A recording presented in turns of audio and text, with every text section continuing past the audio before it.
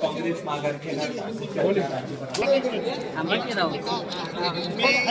निवडणुकीची पूर्ण तयारी केली होती. निवडणुकीला आम्ही सामोरे जाणार होतो, पण अचानक आमचे वरिष्ठ आदरणीय सबकाज साहेब त्यांनी खरगे साहेब आणि आमचे चनिथल्ला निरीक्षक ऑल इंडियाचे महाराष्ट्राचे ऑब्झर्व्हर चनिथल्ला यांच्या निर्देशानुसार सबकाज साहेबांनी आमच्या सर्व ज्येष्ठ मंत्र्यांशी, माजी मंत्र्यांशी, सगळ्या MPCCच्या सदस्यांशी चर्चा करून, जिल्हा काँग्रेसशी चर्चा करून निर्णय केलेला आहे की आपण इथं थांबलं पाहिजे. तुम्ही जर आता काय आहे, मी एक तर क्रिकेटचा प्लेअर आहे आणि क्रिकेटच्या मैदानात उतरताना बॅटिंग करायला इच्छा असते प्लेअरला, आणि ज्यावेळेस बॅटिंग करायला जाणार असतं त्यावेळेस थांबायला सांगितलं, जे दुःख होतं त्या प्लेअरला. तसंच माझं. मग तुम्ही मॅच आम्ही जिंकण्यापर्यंत गेलो होतो. तुम्हाला सुपर ओव्हर बघता आली असती, पण ठीक आहे. परत 2029 जवळ आहे. तुम्ही म्हणताय दुःख होतं, तुम्ही म्हणताय दुःख होतं, तुम्ही वरिष्ठांशी काय बोलणं केलं होतं की आपण लढाव्यात काय का असं आम्ही रिक्वेस्ट केली होती वरिष्ठांना की आपण सक्षमपणे लढूया, मुद्द्यावर लढूया. महाविकास आघाड्यातले सगळे जे काही महाविकास आघाडीचे जे काही लोक आहेत ते लीडर आहेत, त्या पद्धतीने आम्हाला सपोर्ट करत आहे. विशेष करून महादेव जानकर आणि बाळासाहेब आंबेडकर या दोघांनी मला पाठिंबा दिला होता. त्यांचं मनापासून आभार. तुम्ही आता माघार घेतलेली आहे, ही निवडणूक बिनविरोध व्हावी असं तुम्हाला वाटतंय का? लोकशाहीमध्ये निवडणुका व्हायला हव्यात, पण असा प्रसंग असल्यामुळं, या निवडणुकीला दुःखाची झालर असल्यामुळं आपण वेगळा विचार करू शकतो. सर्व पत्रकारांचे आभार.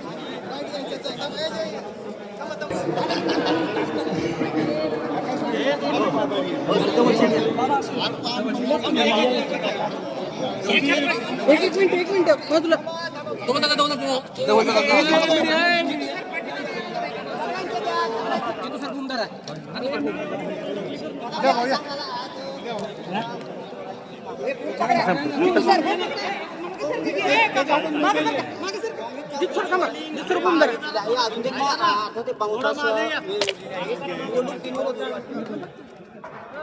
ए भैया मागे सर भैया. मोबाईल खाली द्या ना भाई. अवजित वसंत खाली जरा. आणि त्यांच्या पक्षाने काँग्रेसने पण खूप चांगला निर्णय घेतला. खरं तर ही निवडणूक महत्वाची काय, कारण ही निवडणूक आपण पलीकडे घ्या, तुमचा माझा अलीकडे घालतो. हातावर आलाय तुम्ही माझ्या. दादांनी अनेक दशकं महाराष्ट्रासाठी खूप कामं केलेत, विकास कामं केलेत. आदरणीय दादांनी सगळ्याच पक्षांना एकत्रित घेऊन कामं केलेत. एका काळात काँग्रेस आणि राष्ट्रवादी पण एकत्र होते, तेव्हा पण दादा म्हणजे आपली सरकार होती. आता महायुतीची सरकार आहे, पण मला वाटतंय की सगळ्याच पक्षातल्या वरिष्ठांनी चांगला निर्णय घेतला. दादांना तसं खरी आदरांजली म्हणून हा निर्णय घेतलाय आणि मी त्यांच्या सर्वांचा खूप खूप आभार मानतो. दादा तरी पण 23 अर्ज अजूनही बाकी आहेत. आता कालपासून आम्ही सगळ्याच उमेदवारांना भेटतोय. जितके आपण फॉर्म्स माघारी घेऊ शकतो तेवढा प्रयत्न चाललाय.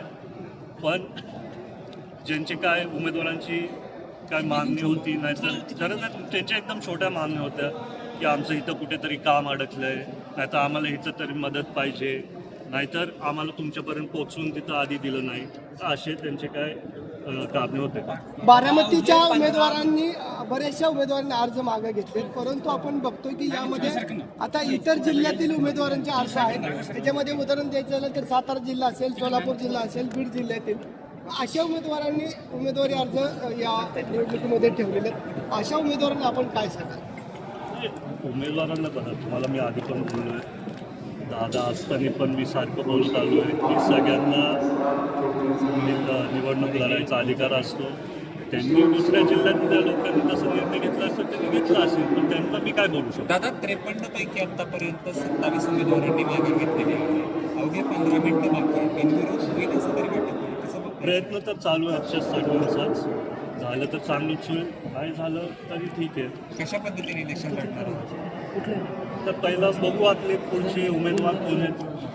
आकाश मोरे जे आपल्या बरोबर आहे, एक मोठा पक्ष म्हणून त्यांनी तिथं उमेदवारी दाखल केली, पण त्यांनी तो माघारला आहे. तर आता कुठेतरी आम्हाला पण मनाला बरं वाटतं की सगळेच पक्ष एकत्रित येऊन दादांसाठी ही निवडणूक लढतील आणि भविष्यात त्यांच्या पण पक्षाचे काय कुठले प्रॉब्लेम वगैरे असतील, अडचणी असतील, त्याच्यात आम्ही त्यांना नक्कीच साथ देऊ. काँग्रेसचे आभार मानताय?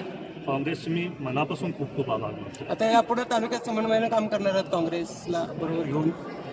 यावर मी काहीतरी बोलतो की महाविकास आघाडीचा म्हणजे अजितदादांच्या मनातला जर मुख्यमंत्री झाला महाविकास आघाडीच्या माध्यमातून तर खूप आनंद 2029 मध्ये आपण तसा प्रयत्न करूया. दादा मला सांगा, बारामतीकरांचं दुःख अजूनही कमी झालेलं नाही. हे जर निवडणूक झालीच तर बारामतीकर किती मताधिक्याने वहिनी साहेबांना विजयी करतील? मला वाटतं 1 लाखच्या वरचीच जाईल. नाही. दादा खरं तर प्रचाराचा नारळ कनेरीला फुटतो. कशा पद्धतीने नियोजन असतं त्या संदर्भात काय सांगाल? अजूनही प्रयत्न चालू आहे ही निवडणूक बिनविरोध करायची. जर नाही झाली तर आपण त्याच्याबद्दल मी तुम्हाला भविष्यात सांगेल. पण मला वाटते जर तशी वेळ आलीच तर दादांच्यासाठी आमच्या मनात आहे की कनेरीला जाऊन पाया पडायचे आणि तिथं आपली पहिली सभा व्हायची. तर त्या दिवशी नुसतं तिथं जाऊन बसायचं, दादांना एक श्रद्धांजली म्हणून तिथं अर्धा तास बसायचं. त्या दिवशी प्रचार